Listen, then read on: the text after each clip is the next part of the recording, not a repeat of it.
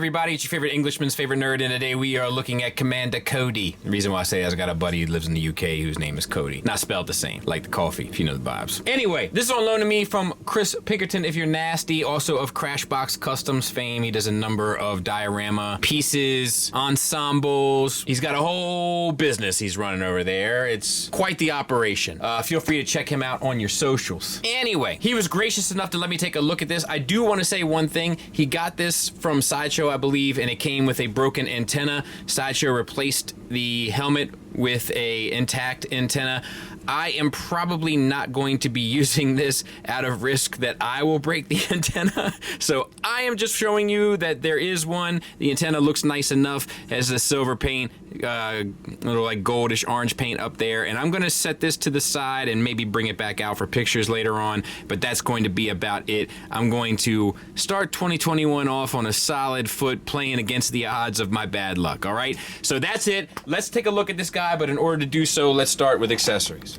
As with all great Hot Toys, he comes with a display base. We got Star Wars Commander Cody written on there. We have the textured kind of sand, which I'm not sure is the best choice. I guess it was sandy on, I mean, he's mainly on Utapau, right? And when I think of Utapau, I don't think of the rocks as much as I think of those platforms, but whatever. And then it also comes with the two-prong system that I'm not going to put in, but, you know, raises with tension and holds underneath his crotch.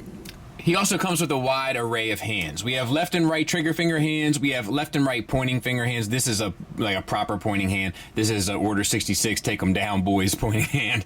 We have a thumbs up hand. We have this, which we'll talk about in a bit. And then he came with what you saw in the opening footage, which is one kind of open hand posing hand and one supporting hand posing hand. And now we'll talk about this. So we'll move this out of the way. This attaches, and then this has the ability to show off, I think, the electronics. I'm not going to be doing the electronics. It does come with batteries for it, take my word for it. But it also comes with 4 holographic friends. So we can talk to another clone trooper. I'm not sure exactly which one this one is. We can talk to a Sidious. We can talk to Obi-Wan Kenobi, and we can talk to Yoda. They're all done in this translucent blue with like the ribbed texture to them for your pleasure, if you will, to give the kind of like staticky a look, which I think looks great.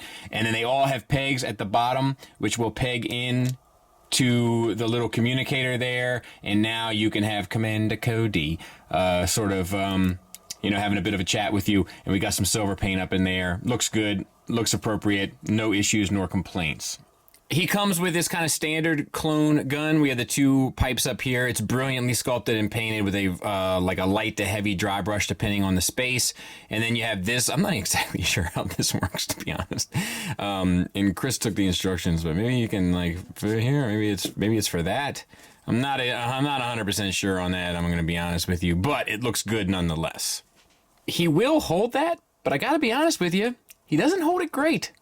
It's kind of barely sitting properly. It's the fingers, like they probably are meant to hold either the pistol or the rifle, and we'll see as we go through, but he doesn't hold this, you know, exceptionally well. He comes with like the 2 Rex style pistols. They're done identically, so we'll just talk about one. Same kind of basic approach here, very well done sculpt, and then the light to heavier silver dry brush on top. Works well enough. And he'll hold those, but once again, if you see here, he doesn't hold them great. It's like they're not quite the perfect fit for his hands. I'm sure you could warm them up and do all that, but you shouldn't have to.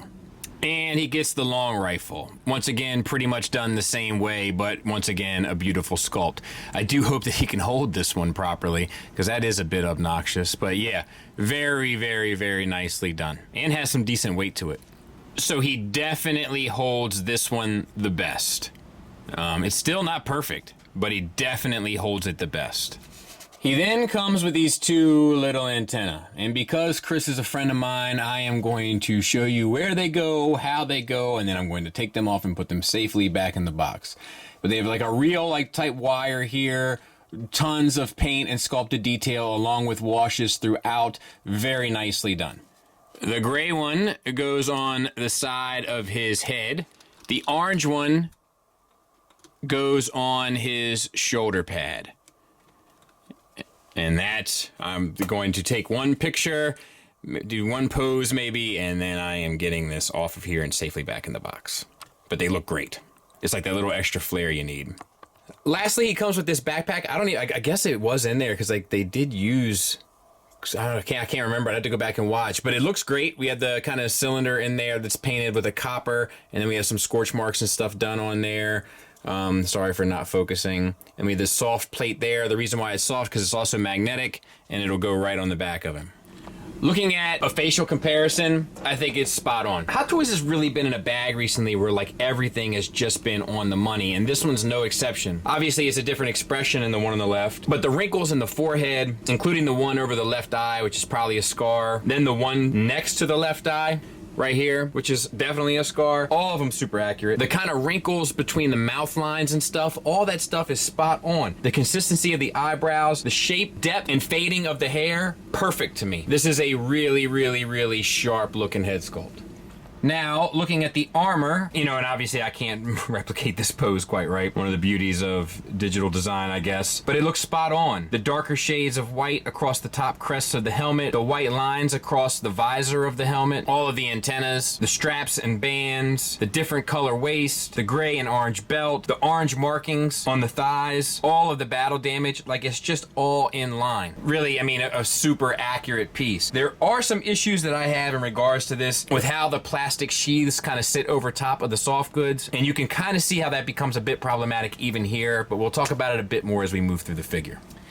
Speaking of which, let's start with some plastic work, of which there are tons. So it's so weird because it's like we've already, you know, kind of hit the high notes of it while talking about the comparison to the movie image, but let's go through it even a bit more. So all of the sculpted detail, of which there are tons all over that helmet. Add on top of that, I kind of want to get like a little pointer or something, but add on top of that all of the orange markings, blue markings, then the dirt and kind of weathering and worn and scorch marks throughout. Like this guy has been through it, you know, and at this point in the war, he definitely had. The gray paint on the back, like it's just all so sharp. Plus, obviously, the helmet could be doubled as a accessory for him holding it. Also, this piece here, which I'm guessing is some sort of camera, is a softer plastic, so you don't have to worry about that breaking as much. This piece, as we already know, could potentially be an issue. Moving down to the chest, once again, we have the orange. The orange is kind of broken up for the wear and tear. We have the markings up here for Commander, I'm guessing, along with the scorch marks, weather marks, etc. throughout. I love these long, like, jagged dashes, like slashes across it. It looks so good. Same for the back. And then we have the abdomen piece, which even has some weathering on it too. It's like a lighter gray up in there. I'm not sure if you can see it, but it's on the pouches as well. Same kind of goes for the shoulders, you know, except they're even heavily, you know, they're more heavily damaged, which I love. Like the shoulders and the feet are more heavily kind of weathered because like that would have got a ton of wear and tear. Same for the elbows, you know, it's very realistic that way. I love that. All of this is washed, painted, sculpted to the nines, no issues. With the belt we've kind of already talked about, but even more details on the back here, and including something that looks like it might glow in the dark. I'm sure it doesn't, but has that kind of color about it. And then the lower legs, once again, all the scorch marks and stuff and kind of burn marks and just like the whole, it's not even white anymore down here at the bottom. I'm not sure if you can see because of the harsh lights, but it's definitely like a beige. And then all of the markings all over the shoes and stuff. Like it's just, I mean, the sculpt work, the paint work, all of the plastic work, per usual with this company, like that's never where they struggle. It's tremendous. Now, this is where a little bit of trouble comes into paradise, and that's the soft goods.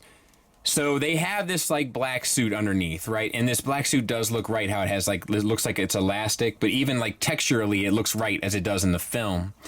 The problem is, and that's pretty much the only soft goods that we have, is this like kind of undersuit. The problem is it greatly kind of hinders the outward movement. It ends up bunching when you go to move his legs out, and you kind of find yourself wanting to put him in more extreme poses. And it's a little bit of a bummer in that regard.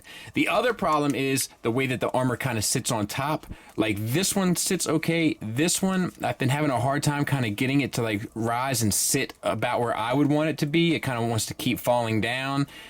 It just doesn't end up looking as good to me, and it's okay down here and doesn't really get in the way.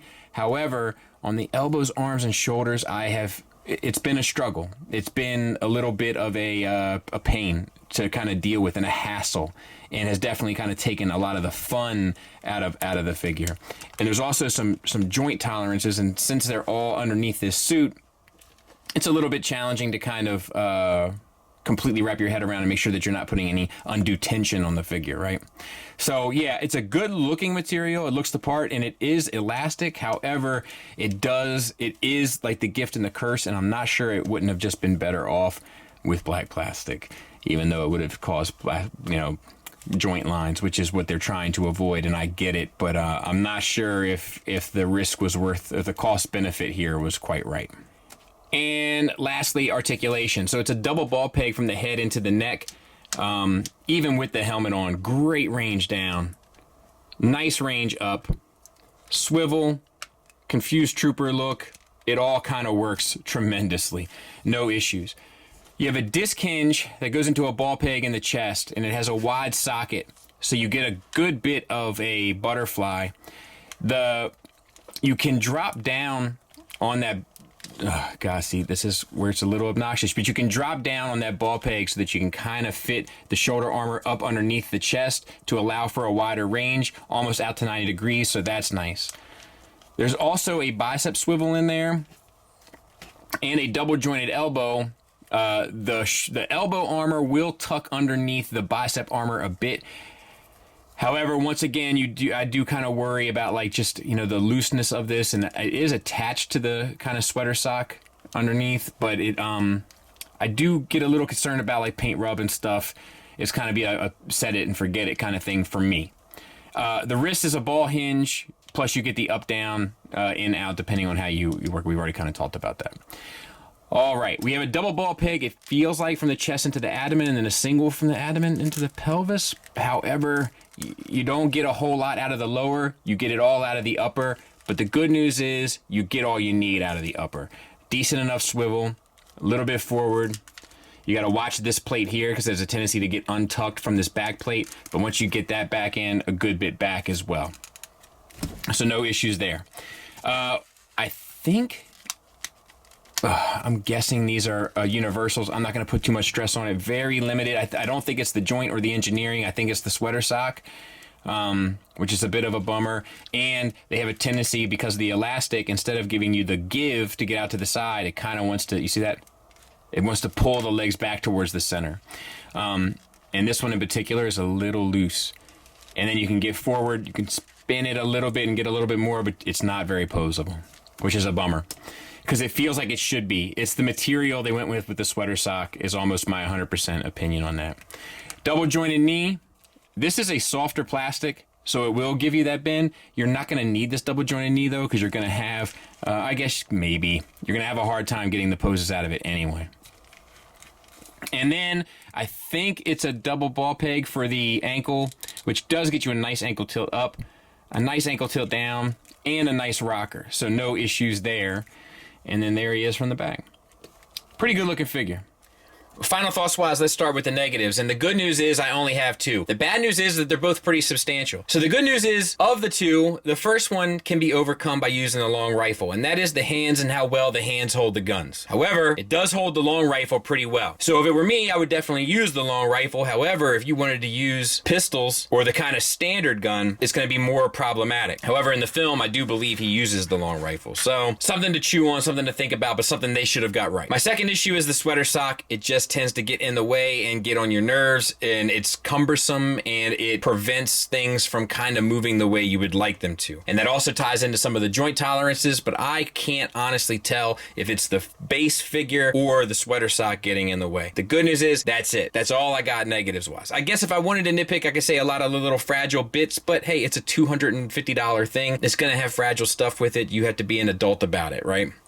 Positives wise, the sculpt is tremendous. The paint is tremendous. Because it has so much sculpted and painted aspects to it, it tends to pop and shine even more than most of your Hot Toys stuff, just because the things that they do really right make up about 95% of this figure. It comes with a ton of accessories, and a lot of the little bits and antennas and little rods and all that kind of stuff end up making it look very technical and very cool and very like tactical, you know, which is an interesting look for a Stormtrooper, but works really well. The articulation, with the exception of the hips, works well enough, and I love the gimmicks like the light up stuff. Plus, you could probably say that the swap out head is a gimmick, just in the sense that he can hold the helmeted head, so you kind of can display both heads and it makes sense. I love stuff like that. So look, this is a recommend from me, but it's a weak recommend. If you love the character or you love troopers, you're gonna be happy. If you're like, I'm thinking about taking a risk on a trooper, this isn't the one in my opinion, but that doesn't change the fact that it's very cool looking, and once you get this guy posed up and put on your shelf, you're gonna be happy. Thanks for listening. Thanks for watching. Until next time, take care.